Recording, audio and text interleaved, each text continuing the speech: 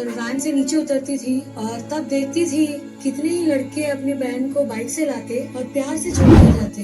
तो तब मैं बहुत फील करती थी कि मेरा भी एक बड़ा भाई है, लेकिन क्या करूं, मेरे लिए यूजलेस है। उसका एक ही काम है, जब देखो झगड़ा करना।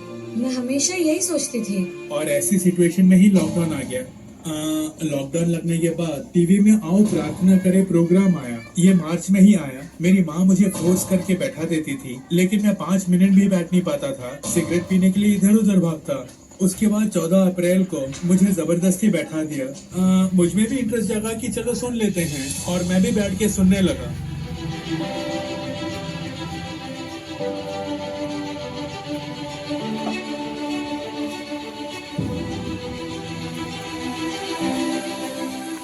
और उसमें टीवी में मोहन अंकल प्रार्थना करते हैं, और आखिर के 5 मिनट में छुटकारा पाने के लिए भाई प्रार्थना करने के लिए कहते हैं, और कहते हैं तुम खुद प्रार्थना करो, तुम्हें छुटकारा मिल जाएगा। मेरी फैमिली में सबने मेरे लिए प्रार्थना की, तो मैंने सोचा कि चलो मैं भी प्रार्थना करके देखता हूँ। मैंने प्रार्थना की और 5 मिनट तक जैसा भाई ने कहा वैसे ही मैंने प्रार्थना की। और हमारे घर में एक प्रेयर रूम है, उस प्रेयर रूम में मैं प्रार्थना करने लगा।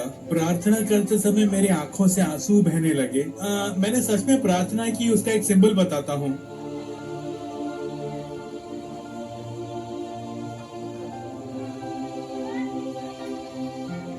मेरे मन में एक आवाज आती है, तू 2 दिन छोड़ के देख, उसके बाद तू धीरे धीरे सब छोड़ने लगेगा और काम करने लगेगा। मैं जान गया कि ये यीशु पिता ही बोल रहे हैं। 2 दिन छोड़ने की मुझे शक्ति दो, ऐसा मैंने प्रभु से कहा।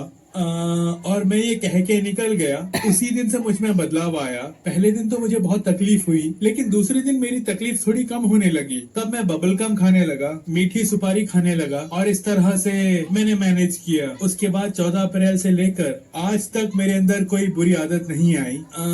मैंने कुछ नहीं लिया, बीड़ी सिगरेट गांजा मैंने कुछ नहीं पिया। ये बहुत बड़ी कृपा है। मुझे देखकर मेरे घर वालों को बहुत आश्चर्य हुआ। अब वो पहले जैसा बिल्कुल भी नहीं है।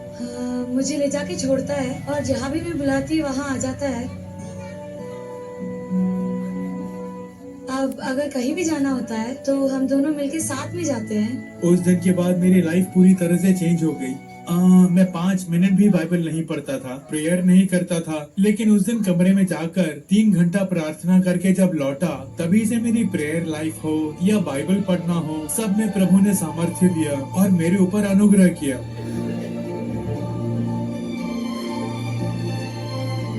मेरी फैमिली में उन्होंने मेल जोल बढ़ाया। मेरे माँ, पिताजी और बहनों ने मुझे बहुत प्रेम दिया।